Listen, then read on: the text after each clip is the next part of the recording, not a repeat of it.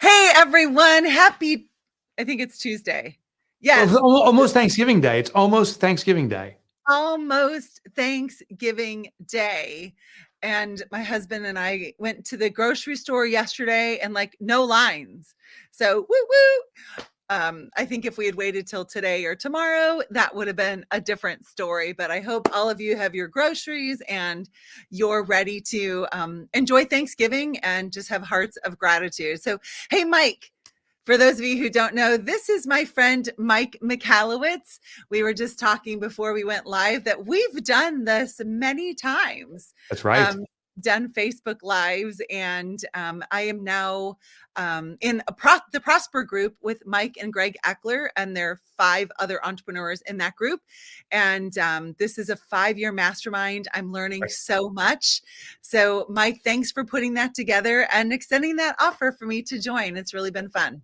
Thank you. It's a big deal for us. We had 300 applicants, and we wanted to identify a group that was cohesive and complementary, and that is interested in supporting each other in growth. So we'll see. I call it the grand experiment, but the first, well, not first full quarter, but the first quarters, we see healthy improvements in all the businesses. So we got to do this for 19 more quarters. Yeah. I think it's just going to keep getting better and better. I think so. It's been fun, and keep watching, all of you. You're going to see more and more about the Prosper Group and what's happening. But let's dive in today to your new book, All In. So I created some questions. There we go.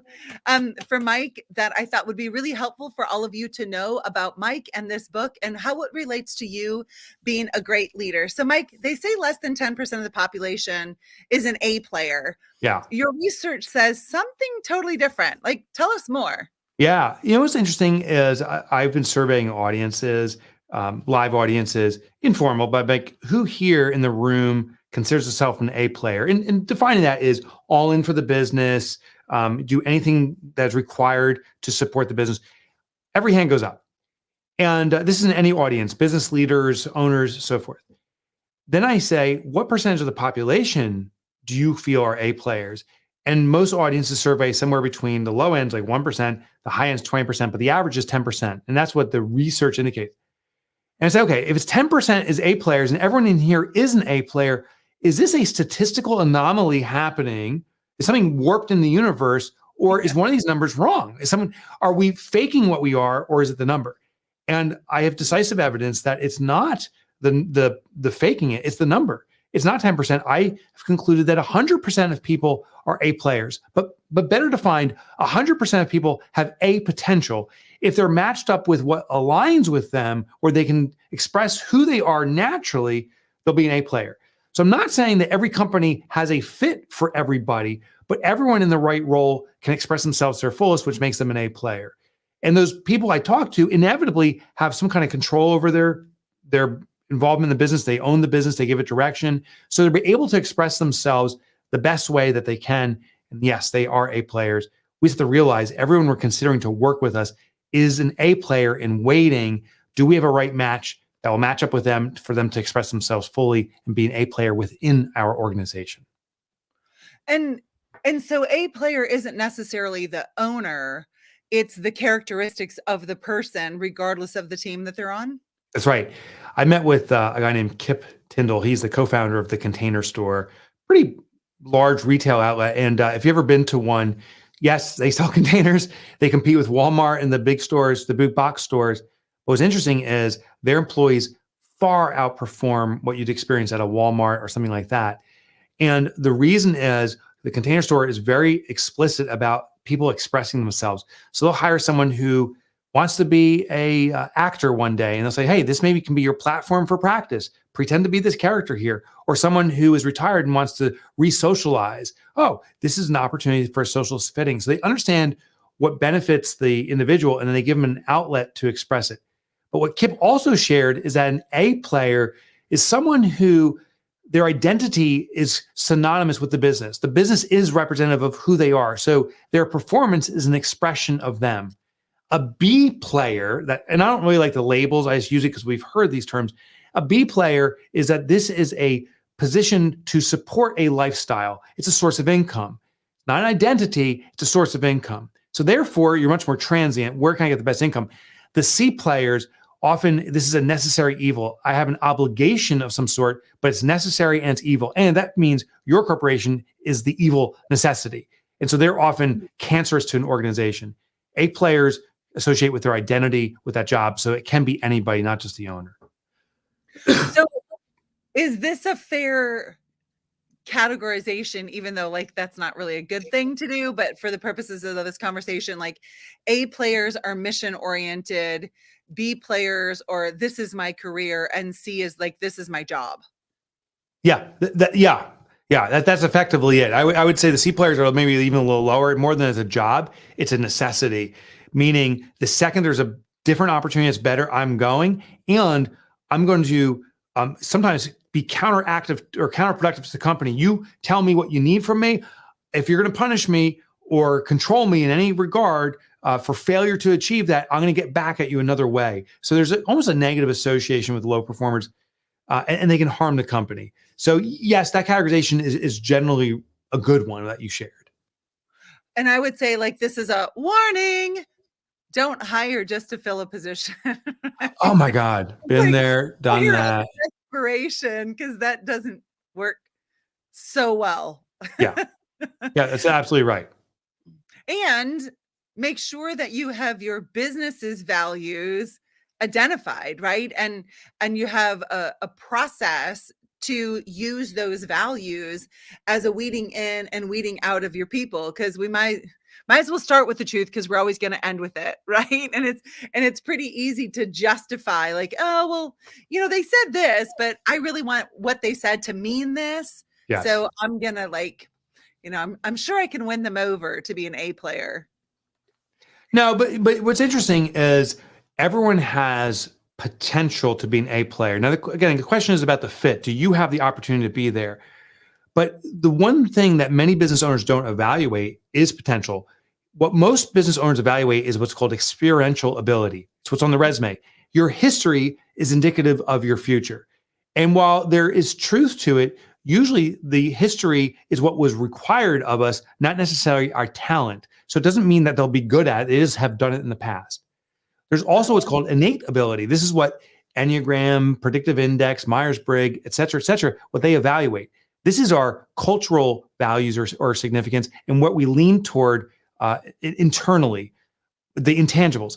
But there's something far greater that almost no business considers, and it's potential. What could this person do in the right environment in the future? Now, here's what's interesting about potential. It reveals itself always in 3 stages. First, in curiosity, someone's intrigued. Secondly, through desire, they want to repeat. Thirdly, through thirst, they can't stop. So the analogy I use in the book All In is Eddie Van Halen. Say we're starting a new rock band, the Eaton Michalowicz, revival or something. And we're like, we need this badass guitarist. Why don't we ask Eddie Van Halen to join us? Now, I know he has subsequently passed, but imagine he's still alive and we call him up. It would be a joke. He would say, I already got a career. I got my own band and I'm making millions. Screw you. But my argument is we could have had Eddie Van Halen in our band if we recruited him when he was around age 11, because that's when he was first experiencing the guitar. Now, how do you know Eddie Van Halen is going to be the Eddie Van Halen? You only can figure it out through workshops. So here's the technique to find people with potential. Give them an education. Put out a workshop. So we could have said, hey, we're doing a guitar class. And you and I don't need to play guitar. We could hire someone that can play guitar and teach it. And say, we're inviting all these kids in. So Eddie, you're in, and 100 other kids. The people that want to participate are demonstrating curiosity. So the first filter gets passed by simply showing up. Our job then, as we teach, is to observe who shows the most desire. They learn more, they ask lots of questions, are practicing. And then who's the people who can't put it down? Those are the ones with thirst. Eddie Van Halen would have revealed himself very early on in the process. Now, this is not just theory.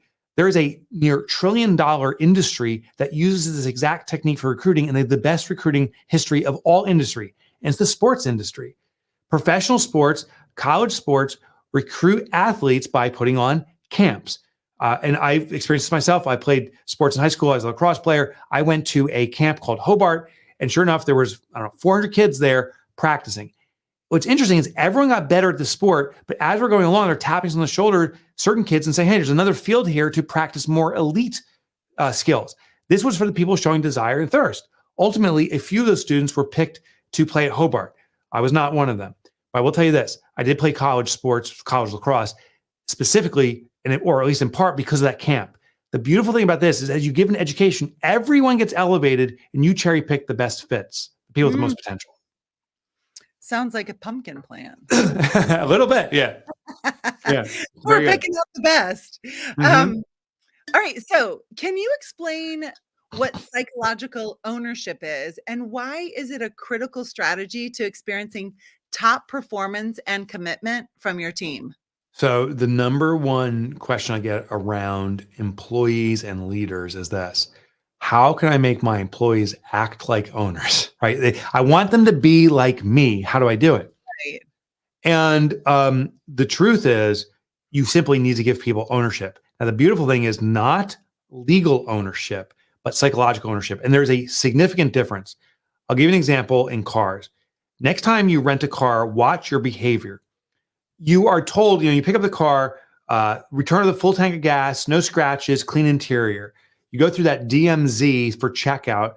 And finally, when you get through, the flashing lights and the tire spikes come down. If you're like me, you do donuts outside in the parking lot. You punch it. When you leave that light, it turns green. It's like it's the NASCAR race. Yeah. What's so interesting about that behavior is when we are given an instruction set and there's punishment or punitive consequences if we fail to comply, don't fill the tank, you have to pay a lot of money for them to fill it, etc. If we're forced to comply, we will seek to defy. So when we're told you must do this, it's human nature to respond and say, screw you, I'm punching at the light. Most business owners assign responsibility and say, if you fail to achieve this, there will be consequence. And if you do achieve it, you'll get more of the work. It means you're doing well. So if you're forced to comply, people seek to defy. And that's where you're invoking this C player behavior unintentionally. Psychological ownership happens when people have what's called intimate knowledge. We understand something intimately. We have control over it. We determine what happens when, and we have the ability to personalize it. Now think about the car you own. And the reason I'm doing air quotes around it is a lot of people don't own their car legally. I don't own mine. The bank owns it. I'm making installments on it. We lease it or we buy it. But it feels like my car. That's psychological ownership, that feeling. And why does it feel like my car? Because I determine when I drive it, where it gets parked, all that stuff. That's control. Secondly, I can personalize it. I can put my radio stations on there. I can hang my dice from the rearview mirror. I have intimate knowledge. I know all the elements of how it functions. And the more I know about it, the more connected I am. When people start saying, this is my car or our car, that's psychological ownership. When they say it's your car, it's the company's car, the rental car, that's when we're not connected with it. So what we need to do in people's jobs, don't give them responsibility where there's consequence. Instead, give them ownership. The difference is give people the control and authority of where they want to take this, agree to an outcome, but give them the control, allow them to put their personality into it, allow them to learn it inside and out, and they'll feel like they own it and their behavior will act accordingly. They'll amp things up significantly. Can you give an example of that, especially as we're getting to the end of the year? This question just came up in my boot camp about bonuses, and even hitting the marks for the year. How do we merge what that psychological safety basically with performance-based rewards? Yeah. So what I would do first is ask people, hey, is there anything here that you want to own? That's your thing. So use that terminology. There was a smokehouse in Texas I interviewed. I put them in the book, and they had an employee who was a C player. C players can become A players, right? If they have the right fit. The employee was named Joel, and they asked Joel, anything you want to own? He's like, I always was interested about the bar. He was a waiter, and they said, I'm interested about the bar. And he said, okay, and this is the key. Let's start off with just the bar mats and the straw box. When you assign ownership, don't start off grand. You're saying people to fail. Start off very small and controllable. And they said, when the straws get pulled out, they explode everywhere. Do what you want to make it look the way you want. And the bar mats are filled with booze and stuff like that. They're not cleaned off. And do what you want. Well, sure enough, because he owned it, he started controlling it. He set it the way he wants. Then they slowly expanded. They said, own the refrigerator. And what Joel said, he's like, you know what? One thing I like personalization is when you can see the labels, the Pepsi or the Coke label, it's all facing out. He went through can by can and organized it. And then he was rewarded for this. He said, Joel, your soda box or whatever looks amazing. Your straw box, you're nailing it. So he gets that sense of ownership. Well, over time, they were able to deploy greater and greater levels. Now, Joel, according to the owner, his name is Steve. Steve says Joel's the number one employee. They have the top performer, bar none. It took him about a year and a half to get there by expanding ownership, but he maintains the front of the store. So what I invite your membership to do is ask people what they want to have authority over, what speaks to them. Start small, let it grow. When it comes to bonuses, be careful of the comply defy routine where we say, if you do this, if you fail to do this, you're going to get punished. If you do this, you'll get a little bonus and we'll expect more. Don't do that. I would do bonuses not attributed to the success. I would give ownership. There's a sense of pride just in ownership. I would then give bonuses on more of an arbitrary basis or specific recognition, saying, hey, you really nailed that straw box, for example. They're doing, here's an extra $10. So I would do on the spot bonuses as opposed to a year end. But don't tie it into that comply and defy because then you're running a risk. So don't tie bonuses into performance other than what they've taken ownership of. Like, hey, you're like they say, I'd really like to control like the reception area. Great. Right. Then I would you could tie bonuses into that. But if you say, here's what I'm going to explicitly tell you, you got to do 5 adjustments per hour. And if you fail to do that, no bonus. If you do it, you get a bonus. That's when people see forced compliance. It's like returning the rental car with a full tank. And when they're forced to achieve something, they'll seek other ways to get back at the company. Oh, you're doing that to me? I did 4 adjustments and I had to take care of a patient that just wanted to talk for a little bit. I was doing this right for the company, but since I didn't hit your number, screw you. Here's what I'm going to do. And we never want that eye for eye mentality, and that actually can trigger it. So just be very cognizant of that. So then, Mike, how do you make sure as a business owner, like, can you to bring in the idea of like business goals then with this whole concept? Yeah, I usually do what's called collective goal setting. That's what we do here at our organization. So we say, here's what the organization needs to achieve. Everyone has within their domain lots of responsibilities, and they're all significant. So we have a scheduler, Aaron here, and we have a president of the company. While they're contributing in different ways, we say everyone's contributing. And if Aaron nails it and Kelsey, our president, nails it, and everyone collectively nails it, we're going to achieve our corporate goals. But if multiple fail or one person's struggling but other person's excelling, we're all being compromised. So when our company or our group achieves a goal, we're doing an even distribution of bonuses as a thank you because the company's benefiting from that. That can trigger team support. So if someone's falling a little short, someone else may step in and help them along. If someone's crushing it, they may look to help others. So we try to do a collective distribution as opposed to individual performance. Now, I'm not saying some people aren't highly motivated by performance. There's a classic sales commission strategy, and certain people like just, I'll go out and get sales and I'm going to bring in as much money for me as possible. But it does build a fiefdom or territorialism. This is mine. I'm going to do it and no one better interfere. And that becomes risky. So bonuses on performance-based individual components can work. It's just a risky strategy. So I prefer these collective bonuses and the deployment of ownership. And arbitrary, meaning specific in the moment bonuses, but not something based upon performance more than observation around a performance. And so the collective goals, though, have specific metrics. Oh, yeah, for sure. Yeah, okay. For sure. Yeah, because it has to have meaningfulness.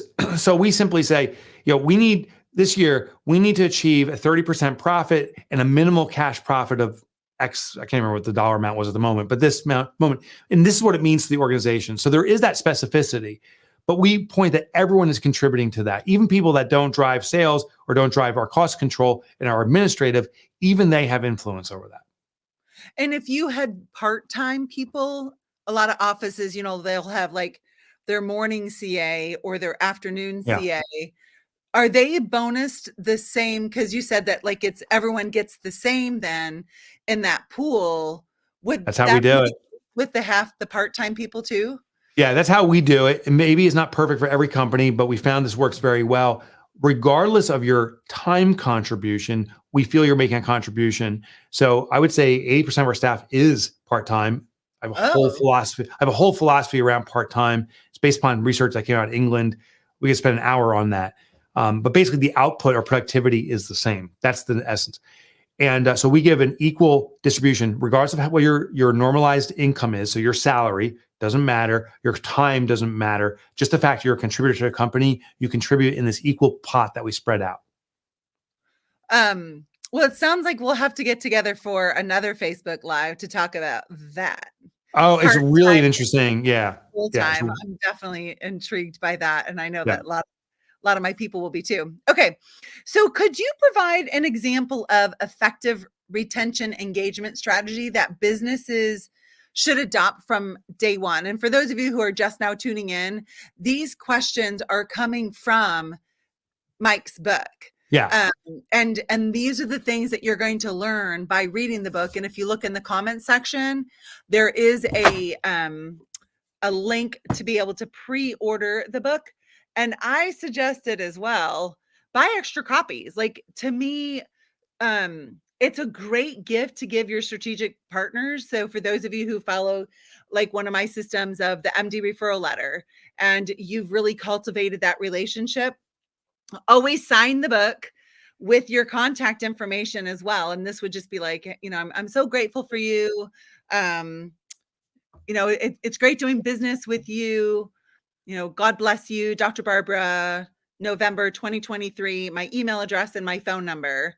And then give it to them. And then also make sure you follow up, like never play tag with success. So if you give it to them, now it's going to go on your referral log so that you don't try and keep track of it in your head, but you follow up with that person in 2 weeks to find out what was their favorite part of Mike's book. What did you find surprising? And maybe if you give it out to several of them, invite them into a book club. Conversations lead to connection to relationship, and relationship to commitment, and really look at the journey with this person instead of just like, soda pop machine success, which means that you're doing a lot of work. So the question again is, could you provide an example of an effective retention and engagement strategy that businesses can adopt from day one? Yeah. Yeah. So this is a specific day one strategy, meaning the first day this employee works for you, either virtually or in person. The most important day of an employee's career is their first day, meaning the most memorable. I shouldn't say most important. The most memorable is the first day and often the last day. So the number one question I guarantee they'll get when they go home from work or they turn off the Zoom from a loved one, a family member, a parent, they will say, "How was your first day?"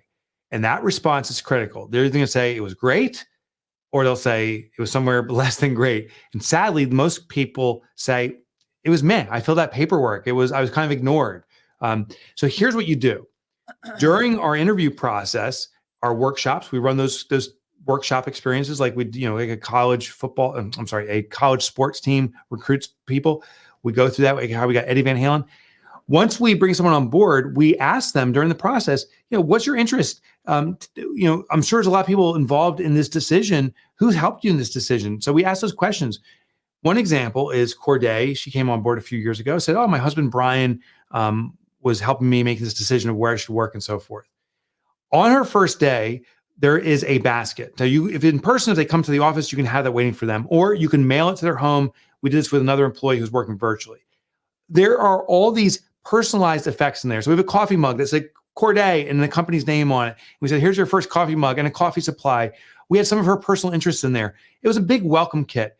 That first impression matters. But I think the coolest part was there was another box in there that was wrapped and sealed and said, "This is for," her husband's name is Brian. "This is for Brian." It was a box. When Brian said to Corday, "How was your first day?" She said, "It was really good. And by the way, there's something for you." So now someone who influences decisions, like, "There's something for me." Yeah, it's a gift. We learned in the interviews that he was a bourbon fan. So we got this beautiful bottle of bourbon. And in there, when he opens up, there's a note. It says, "We know no decision of this degree of importance is made alone. Thank you for helping Corday make a decision. We hope you enjoy your favorite bottle of bourbon." He was blown away. Now, here's the magic. The next morning, when Corday woke up, what do you think Brian said? He goes, "Corday, you're going to the best company in the world. Have an amazing day. I love them. I love them." We won over the cheerleader at home. And that's how you make an impressive first day. It's not only the employee, it's the people who surround them. They need to be enthusiastic too. I love that. And what do you do if that person's single? Well, there's always an influence. I shouldn't say always. There's 99% of the time there's an influencer. There's a best friend. There's a family member. There's someone else in their circle. It's their social club they're talking to. So you ask them if they're single. They say, "Hey, yeah, I was talking to my best friend about this, and he or she's been giving me some direction. Oh, tell me about your best friend. What do they do? What's their interests?" And now we have a gift for the best friend. Most of us, I would say 99% of us, have some form of cheerleader or influencer somewhere on the side, and they need to be recognized. That is genius. I love that. And it's really invoking that element of surprise, Yeah, which is the amygdala jumper, that's right. right? That's right. The That's how, amygdala. yeah, we move from the red, bored, worried, stressed, concerned, or feeling trapped, jump the amygdala through surprise to get to fun, where they're feeling really good on the inside. And That's right. that is actually when they can finally hear us and listen. So that is amazing. I love that trick. Not trick, that way to the way to be different. Yeah, it's an engagement process. What's funny is most companies celebrate the last day. Oh, we'll have a retirement party for you, or thanks for your years of service, which is a Right. wonderful way to honor the employee. But why are we waiting to celebrate till year 25 or 7 or 2? Why are we Right. celebrating day 1? Yeah, that is super awesome. And those little touches go so far. So far, yeah. Yeah. Yeah, I love that. Um, so in an era where remote work is increasingly common, how can companies effectively build a sense of community and commitment among their employees? And I think this is especially relevant. Like my tribe um often has like a VA. Yeah. And so I think that that's one of the reasons that I think that this is really relevant for chiropractors as well. Yeah. So the one thing is we need to keep the tactile experience going. So one thing that can't happen over digital media like we're doing now is we can't have any form of tactile experience. And that's so important to the human experience. So one thing is we do have a regular stream of gifts or other forms of recognition to experience. We have a VA in the Philippines. Every month or so, we send something to her.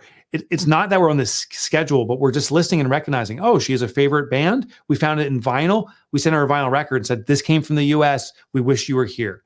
The next thing is if you can get personal time together physically, at least once a year, ideally twice a year, it's worth the expense of flying people in. There's something transformative when you spend time together. So much so that we went through all this visa requirements and so forth with our colleague in the Philippines, just how the restrictions are. She may not be able to make the trip out here, but we may be able to fly 12 people out there. And we are in serious considerations now getting our team out there for that tactile experience. And I know she's never experienced that from any other company or perhaps ever will. That kind of effort makes connection. But even that may sound too extreme. There's one other thing you can do, and it's virtually. And what it is having discussions and meetings not around the business, but around the person. So we run weekly one-on-one meetings.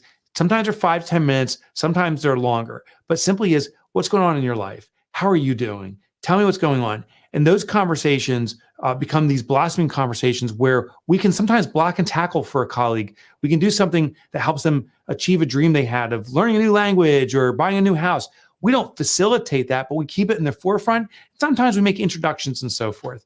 Having conversation about the person themselves, regardless if it's virtual or in person, is one of the best ways to be connected with people. And at the end of the day, we're social animals.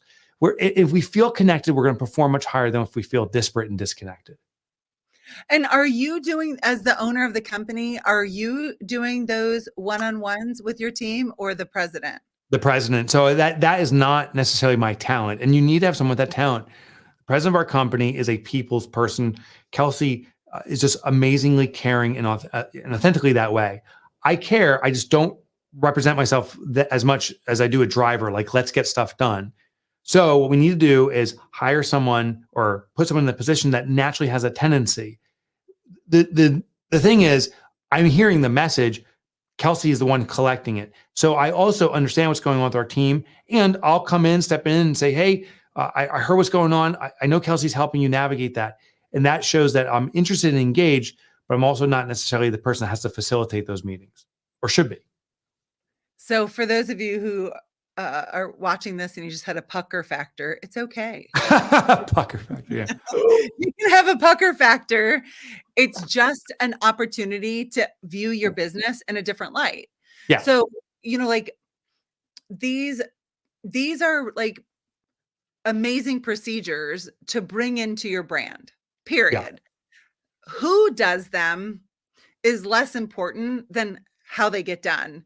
And that's something I'm really learning with the Prosper group. When I bring an idea to Mike and Greg, they're like, who's the best person to do it? And let's not hear the word Barb. Like that's the last word we want to hear of who can be doing this. Yeah, because if the business owner is doing it, we're restricting the growth of business to the business owner's capacity. And so for folks listening in live now or watching the recording, if you're the business owner, we inevitably want to remove you from doing stuff and having other individuals do the work so you can design the organization. So to all these things you're hearing, ultimately, and maybe you won't start that way, but ultimately we need to get on other people's plates. And maybe you're just not ready for it either. I'm not saying all these ideas are something you have to start with now. These are just ideas to spark which ones you want to prioritize. Yes. And that's why if you see on the banner, I've invited you to any of you who are watching this now or watch it later. If you'd like the transcript, I like reading things. So if I was going through this transcript, I would go through and read it once and then go through again and be like, what thing am I most attracted to doing? Like what grabs me first? Yes. And then 2, and then 3. So I didn't feel like, oh, I got to do all of these things. And then, I started January 1st and February 1st. I'm like, what? Like, one and done, always one and done. Yeah. One then the next. So get the transcript if you're a reader and just allow this to permeate. And then, like follow your heart, which, it's really interesting to me, the misconception about follow your heart in your business. Follow your heart doesn't mean we're just completely random with how we do things, right? It's not like Tuesday looks like this, but on Wednesday I'm going to follow my heart and my business is going to be completely different. As a well-researched author, can we just talk about that aspect of business for a minute on follow your heart and what can that look like and still like consistently and predictably move your business forward? Yeah. So I think following your heart doesn't necessarily mean be whimsical or flippant. I think what follow your heart means is what is your calling? And I don't know if every person on this planet has identified their calling, but I do believe, and this is my belief, that everyone on this planet does have a calling. And I think any business can be an expression of it. I mean, I don't think it matters what business you're in. First, determine what your calling is, and then see how your business can be a vehicle for that. So one, random example is environmental impact. I care about our environment, and my calling is to improve it. But I'm in the toilet paper industry. Where's the connection? Well, maybe I can be a maker of organic toilet paper, or I can find new production methods. Once I understand what the calling is, I can see how my business can be an expression of that. And so I think listen to what your calling is. If you don't know what your calling is, I think one technique is simply just ask yourself, and it'll divinely present itself, or maybe internally, but it'll present itself. Just keep asking yourself, what is my calling? Give yourself the time for it to reveal itself. And when it does, then align your business to cater to that and care for that. And I think that's following your heart, in my opinion. Yeah. And like from a how-to standpoint, like one of the things I share with clients who are like, I just really don't know what I want. And so I have them just get like a spiral notebook and every day write for 5 minutes on what do I want? Answer that question. Don't look back. Just keep moving forward. And at the end of the week, you're going to start seeing themes. So same with this. If you're unsure, what is my calling? Then just start writing and don't judge yourself. Just see what transpires. Because like Mike said, the truth is we all have a special calling on our lives. And knowing that is like your true north. And it makes decision making easy. It makes like going through the setbacks and like the tough times that are going to come. Like if you're a business owner and you're in the funk right now, it's okay. Keep Yeah. moving. Yeah. Like that's how you get out of the funk. We just never give up. And also recognize that, I see this often where somebody's like, well, I just don't like, chiropractic anymore, or I just don't like being a business owner. My experience is that it's not that you don't like it, you don't like how you're doing it. And that's why Mike has written these books. That's why I do these Facebook lives, to remind you of the love and the passion you still have. It's just kind of gotten some ick on it, but clarity of I still like doing this, not just the way. And that goes for relationships too. That my husband and I were watching Greg Laurie, who is, if you've seen the movie The Jesus Revolution, Mhm, he's the mhm. young man in that movie. Greg Laurie is, and he has a big church in California and several other satellites. And he has several great sermons on marriage. And one of the things that he says is like, the research indicates that couples who push through tough times will still be together in 5 years than those who just give up, who like trade in and find another one. Like you're probably going to run into some of the same things. And I think Yeah. it's true in business too, that tough times aren't permanent. Keep going.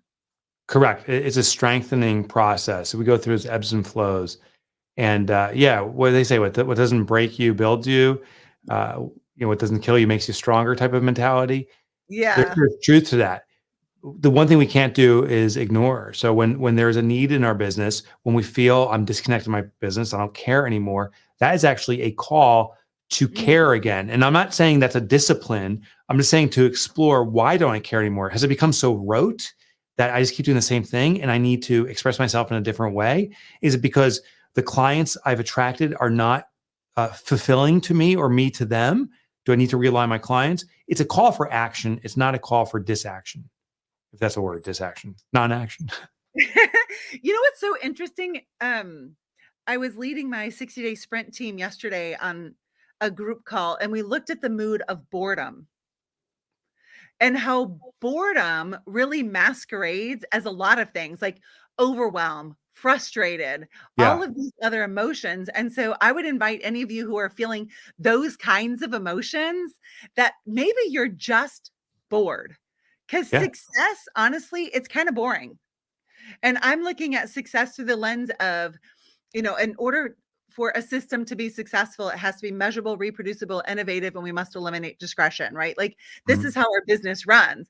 But that can get really boring. And if we're not aware that, like, oh, maybe that's my mood, is I'm just bored, we can start creating all kinds of chaos in our business. Because one thing I know about entrepreneurs, we love to solve problems. For Right? sure. We kind For of sure. even like to have our back up against the wall to prove what we can do.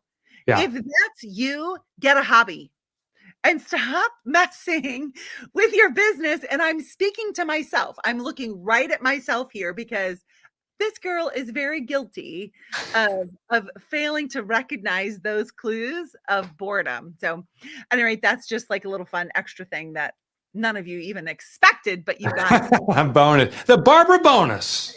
a Barbara bonus. All right, so here's my last question. Yeah. You dropped a cliffhanger in the Oh, yeah. book Yeah. with Yeah. your main trip and the lobster reanimation story. Tell Oh, us more. yeah. So we're about to hear is not a parenting tip, and I left out of the business. It does relate. So I a little personal story about it, and basically this is the definition of poor leadership. I talked about when you force compliance, and if there's punishment failure to comply, people will seek to defy. Sometimes, listen, I'm not saying punishment shouldn't be deployed. Sometimes it is absolutely necessary, but that's an absolute case. Well, here's what I did with my son. He was 5 years old at the time. We were in Maine, our family, at a camp, and the final night they cooked a lobster dinner, famous for Maine, and my son wouldn't stop playing with the lobster. And by the third or fourth time him screwing around, I was getting frustrated. And his name's Jake. I said, Jake, if you touch that lobster again, it's going to come to life. Stop touching it. And what I did, and this is totally not a parenting tip, I took 2 forks and intertwined the tongs. So now it's this extended fork. And from under the table, I put the fork in the back of the lobster. The lobster was sitting on the plate like this. And he again poked it. So I pushed the fork down and it went "Ah!" like this. The lobster jumped out of the plate. He crapped his little pants. Oh, My wife almost punched me in the face. And his tears like, it came to life, Daddy. It came to life. And then my wife almost hits me, and then I start crying. I'm like, what kind of father am I? What kind of father am I? What? Who would do this? I ruined our trip to Maine by reanimating a lobster. I don't know if there's much of a moral to the story, but punishment and consequences usually don't play out the way you want. I wonder if there's a better way of parenting, but that's the cliffhanger. I didn't share the reanimation and the effects of everyone crying in the book. Oh my goodness. I can only imagine. And to this day, when we To this day, he's in his 20s. He won't eat lobster. God forbid you say the word lobster in our house. My wife gets angry and just stares me down. She goes, don't you dare, Michael. Don't you. I'll never. It's 20 years ago almost, and I will never live it down. Oh I don't deserve to, Barbara. Yeah. Yeah. That's not a proud dad moment. No. No. Well, at least you have lots of other proud dad moments that hopefully I do have someone I'm proud of, but that ain't one. Eclipse that one. Yeah. So Mike, as we wrap this up, what final words would you like to leave with our audience as it's Thanksgiving week and Christmas around the corner and we're all excited for 2024? Well, thankful you're an entrepreneur. If you do decide to get all in, the subtitle's How Great Leaders Build Unstoppable Teams. I'm super grateful because it's a great way. The more people buy books on Amazon and so forth, the more it spreads the word. So I'm grateful for that. But here's the message I want to share with you is if you're a business owner or business leader, the number one job of a leader is not to do the job, it's to create the jobs. What I want people to realize is about 93% of the population will never own a business or lead an organization. 97% of us will work for an organization. And here's the thing, we all want to work for great corporations, great organizations that are run by great people. That's you. So if you're doing the job, you're preventing someone who wants the job. But we have to be the creators of these great environments and great jobs. So stop doing the work, start creating great opportunities. It is a transition period. I'm not saying go cold turkey, but we got to extract you out from doing, just like Barbara, when you and I talk, it's not how does Barbara do it? How do we empower others to do it? But our job then is to have an environment where people can thrive, that they can express their true potential. That's your job, to create jobs, not do the job. I love that. Create jobs.